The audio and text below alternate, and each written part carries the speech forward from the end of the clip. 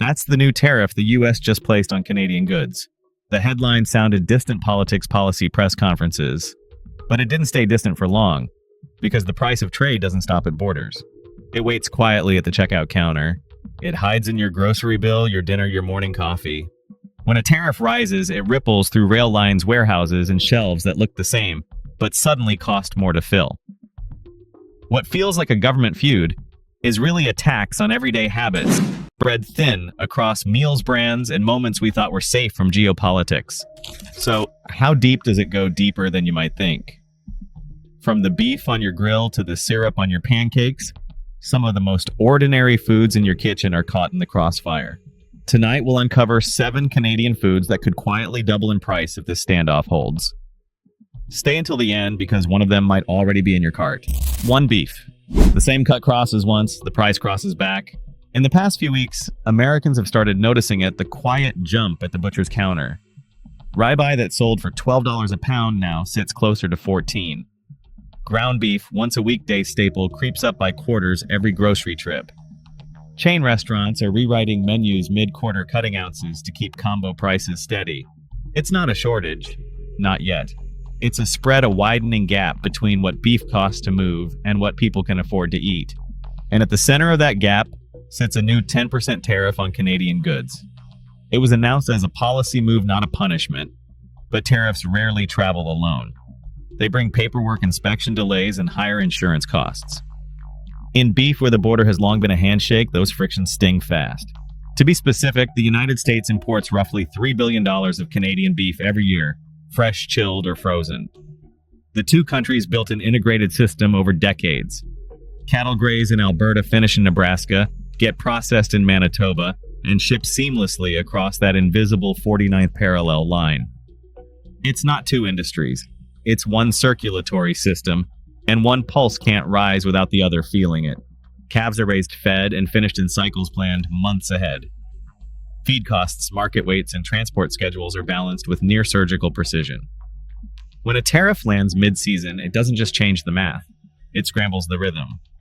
Trucks that once rolled through customs in minutes now crawl for hours. Every idle minute burns fuel, cools product unevenly, and turns what was once a logistical routine into an expensive guessing game. By contrast, packing plants that relied on cross-border scheduling are now juggling inventory daily. The chilled chain from slaughterhouse to supermarket relies on time, not slogans. A missed truck slot means overtime recooling or waste. A tariff doesn't only cost money, it costs hours, and in the meat world, hours can ruin margins faster than headlines. A tariff adds a toll to every pound, silent, automatic, indifferent to brand. There's no label saying tariff included. The cost hides in freight contracts and the whisper of distribution managers revising invoices overnight. For some companies, it's a few cents. For others, it's the difference between filling an order or skipping it entirely. As a result, boxed beef bids tighten. Retailers reprice weekly instead of quarterly. Restaurant buyers mix cheaper cuts into blends. Menus shrink by ounces. Family packs stretch by price. The steak looks the same, but its journey now costs more diesel, more waiting, more doubt. For now, the shock is quiet, pennies here, dollars there, yet its direction is steady. Canada's feed grains still flow south. American cattle still cross north. The partnership holds thinner but not broken. But every border toll paid in silence slowly redefines what local means in a global kitchen. One Midwest buyer summed it up softly. We can keep the case full, but the math's getting harder every week. In the end, the steak still sizzles, only the pathway changed. And if a simple tariff can cook this much uncertainty into dinner, wait until we talk about cookies. 2 bakery products. The cookie aisle still smells sweet, only the price tags turned bitter. A few months ago, a box of simple butter crackers cost barely $3. Today, the same box flirts with $4. Family packs that once stretched 2 weeks now feel shorter, not because we eat faster, but because the packages quietly shrank. Supermarket shelves haven't changed color, but their arithmetic has. At first glance, this looks like inflation's slow aftershock. But behind those snack aisles lies a trade artery most people never see. The United States imports nearly $5 billion worth of Canadian baked goods each year: biscuits, wafers, cookies, crackers, granola bars. Every brand you know has some link across that border. Factories in Ontario bake dough mixed with American sugar, plants in Pennsylvania wrap pastries made with Canadian flour. It's not about nationality, it's about efficiency. Yet efficiency is the first thing tariffs break. Many of those snacks begin with Canadian grains, oils, and starches that cross borders multiple times before becoming a finished good. Wheat might travel south for milling oil, might travel north for blending packaging, might come from either side, and by the time the cookie reaches your cart, its passport has more stamps than yours. Beneath that, the new tariff now taxes both ingredients and the final product. It's a double toll on the same comfort. Each crossing adds cents. Each cent multiplies by millions of units. When shipping managers recalculate pallet costs, they don't see politics, they see pressure. A truckload that once paid for diesel and wages now pays for paperwork inspection and a surcharge that no recipe can hide. Carton printers, label suppliers, and pallet contractors absorb their own increases too. Corrugated cardboard prices are up. Ink shipments from Quebec face duties. Film wrap costs more to import. These aren't visible on any nutrition label, but they shape the final number at checkout. The cost of sweetness is no longer just sugar, it's distance, compliance, and time. In practice, retailers who used to plan seasonal promotions must now adjust on the fly. Discount cycles shrink. Shelf resets happen mid-quarter instead of mid-year. A buy one, get one sale is less a marketing push and more a quiet attempt to clear inventory before the next round of recalculations. Promotions once predictable now feel improvised. Even so, most shoppers don't know the reason. They only feel the fatigue of choosing between boxes that used to cost the same. They look identical, a woman in Ohio says, holding up two nearly matching packs of cookies. But one's thinner. I guess that's how we pay now. Her tone isn't angry, just resigned the way people sound when something invisible but steady keeps tightening. Behind her, a clerk restocks the shelves. The packaging is still glossy, the slogan still cheerful. Yet the silence between aisles feels heavier. It's the sound of tariffs doing what tariffs always do, shifting cost from governments to households quietly, one snack at a time. On balance, the cookie aisle will stay bright and familiar, but something underneath has changed. Each bite now carries a trace of bureaucracy, a taste of distance, a reminder that comfort can be fragile. The shelves hold sweetness. The system beneath them holds strain. And somewhere down the line, the trucks carrying frozen potatoes are starting to feel it too. 3 frozen potatoes. Potatoes have always been the cheapest comfort on the plate. Lately, they're proving just how expensive cheap can get. Across grocery freezers, a family-sized bag of frozen fries that once cost $3 now hovers near $3.50 or quietly shrinks while keeping the same tag. At fast food chains, combo meals climb by dimes that no one mentions aloud. You still hear the fryer hiss, still see the salt fall, but behind that familiar routine, every serving costs a little more to keep warm. Next, the numbers tell a quiet story. Supermarket trackers show frozen fries up nearly 15% since spring. It isn't drought, and it isn't demand. The harvest was fine, the appetite unchanged. The trouble starts between fields and fryers where cold storage meets customs. Tariffs on prepared foods now touch par-fried potatoes, adding cost not by weight, but by weight. Most fries are par-fried just north of the border, flash frozen, then staged for southbound trucks that feed thousands of American restaurants. Those plants were designed around speed fries, cooked once, cooled once, and gone within a day. Now that rhythm wobbles, truck queues stretch, cold storage fills faster than it empties. The hum of compressors grows constant and electricity bills rise in step. In turn, every extra checkpoint adds minutes that no one budgets for. Diesel burns through idling tanks. Refrigerated trailers pull longer shifts. Temperature drifts by a degree or two enough to force refreezing or rejection. In an industry measured by consistency, time is the only variable nobody can fry out. Finished fries now pay duty per case while raw potatoes remain untaxed. A quiet irony, the farther you take a potato from the soil, the more expensive it becomes to cross the line. It means convenience itself is the costliest ingredient. For franchise owners, the math is merciless. A penny here too, they are multiplied by millions of orders a week. Notably, supply contracts once locked for a year are being reopened mid-term. Distributors reprice pallets. Portion grams slip downward to protect combo prices. Some chains test new lighter servings, a polite phrase for serving less. The label still reads value meal, but the value is thinner than before. Still, customers don't rebel. They adapt. The habit of fries is too deep. A mother in Michigan shrugs while splitting one order between two kids. They taste the same. Just gone faster. She says it with a small laugh that doesn't quite reach her eyes. Inside the kitchen, the rhythm is slower. A night manager in Detroit wipes steam from his glasses and says, "The fries keep coming just slower, and every slow hour eats a little more profit." He checks the timer again, not out of doubt, but habit, the kind of habit you form when delay itself becomes a cost center. By midnight, the fryers hiss softer, but the numbers keep running. The oil darkens, the lights buzz, and the math refuses to rest. Somewhere between the border and the counter, a potato lost its innocence. And what used to be the cheapest comfort on the plate now tells a truer story that even small luxuries aren't immune to distance, and nothing stays simple once the world starts charging by the minute. Water canola, rapeseed oil. What does fairness really cost a policy? A border or the price of a bottle? Cooking oil. Something most people barely notice has become one of the clearest mirrors of a complicated trade story.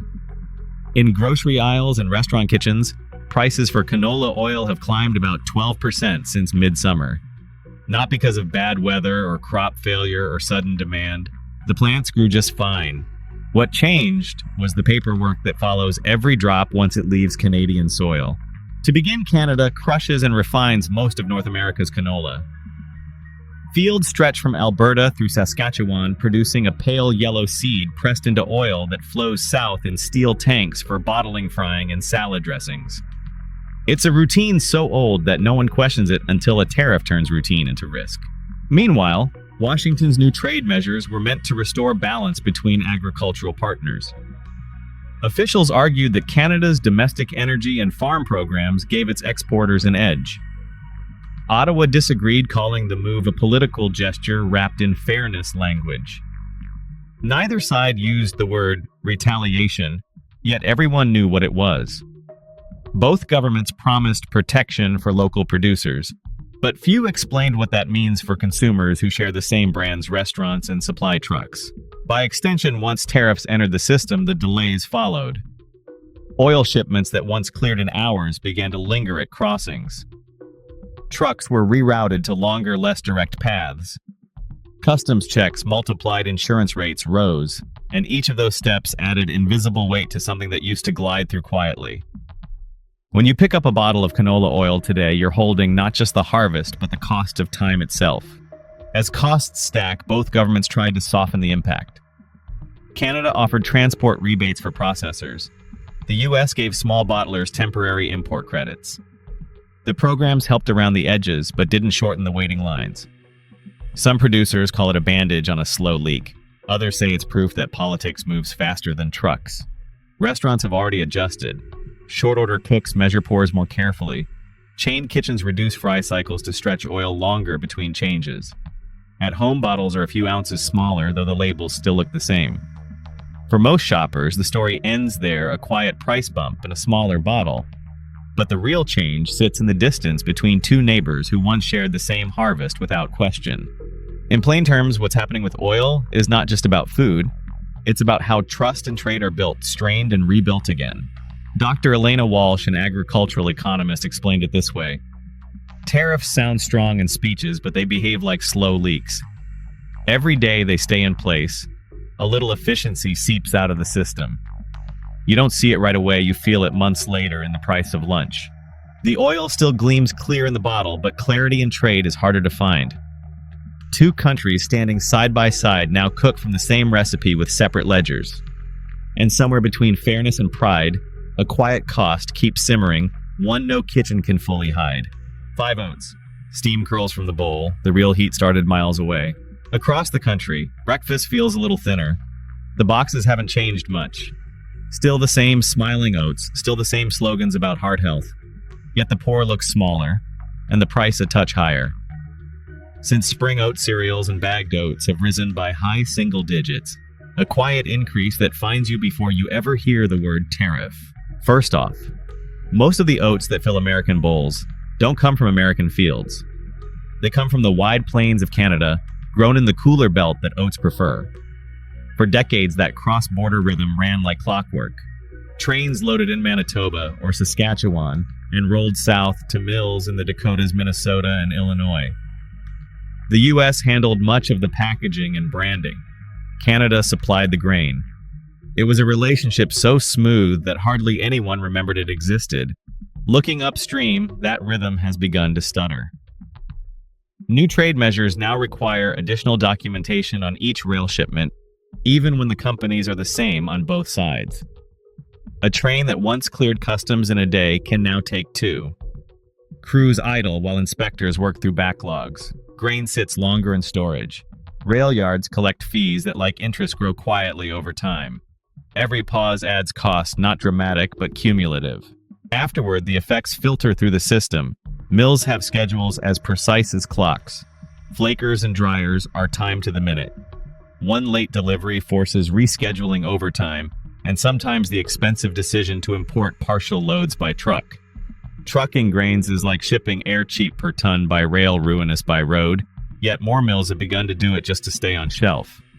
That cost ends up in every bag and box. As a consequence, the closer a product gets to being ready to eat, the harder it is to keep cheap.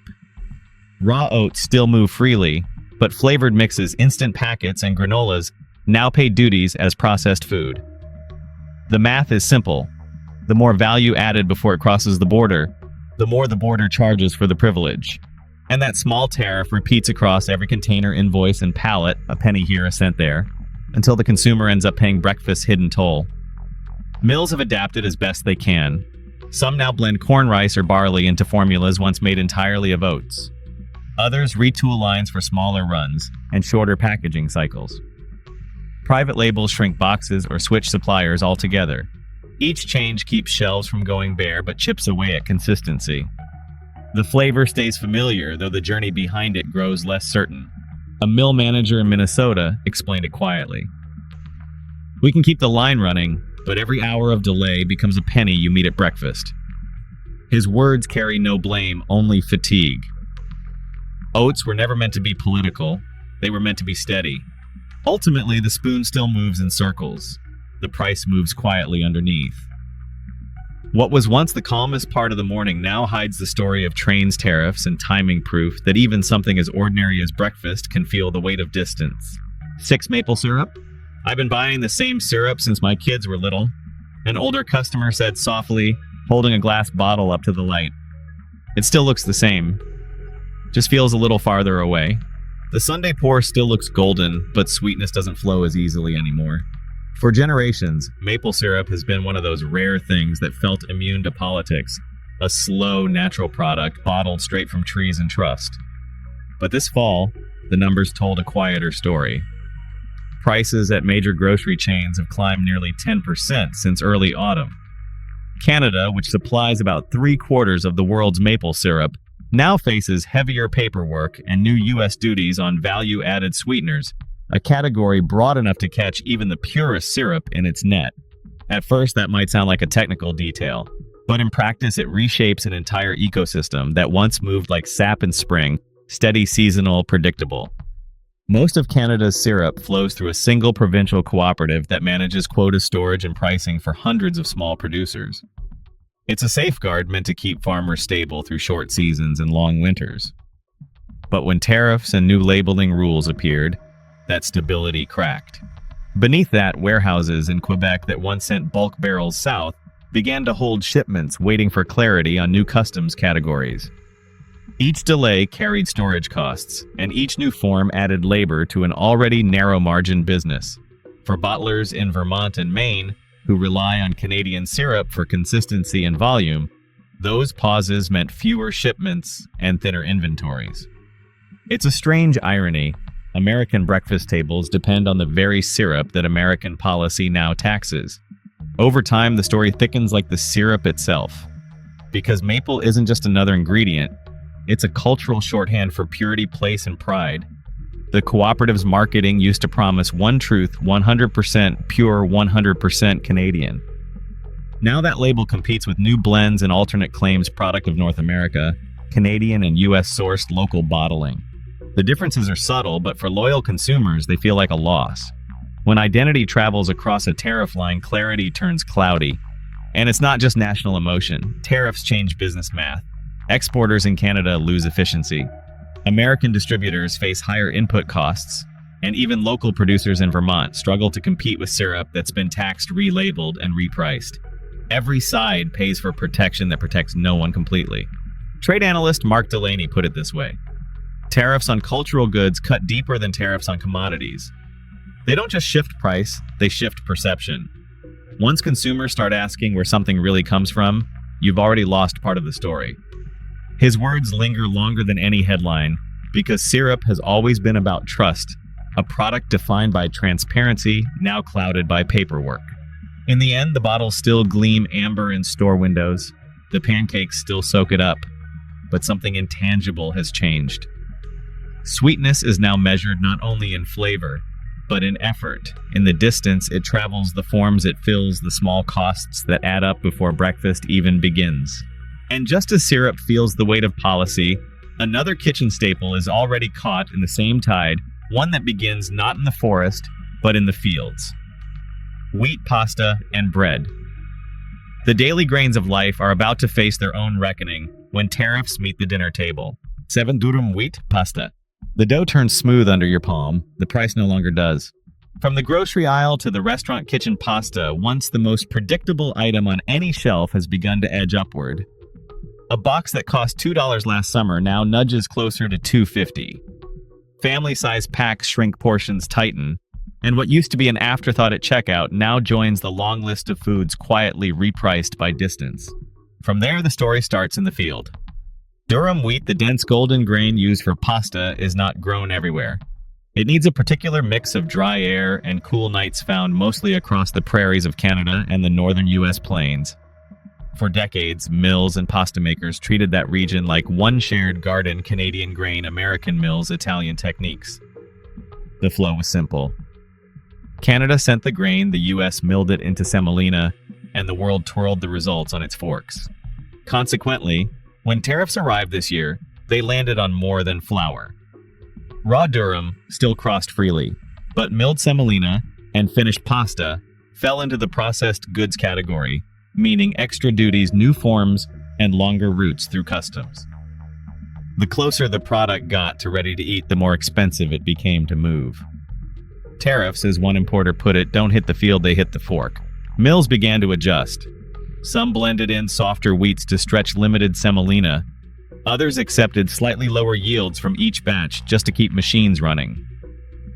Pasta makers in the Midwest shortened production runs, recalibrated recipes, and swallowed higher energy and transport costs. None of it showed up on labels, but every box carried a little more math than it used to. Elsewhere, importers hedged their bets. They booked extra storage months ahead, rerouted containers through smaller ports, and paid higher insurance for the uncertainty of timing. A few tried to absorb the difference. Most couldn't. Wholesalers quietly nudged their prices. Distributors cut back promotions. Supermarkets adjusted value boxes by ounces rather than dollars, a slower way to say the same thing. Even if the pasta itself remains simple, the story behind it is anything but. Policy that was meant to defend domestic grain now makes both sides of the border less efficient.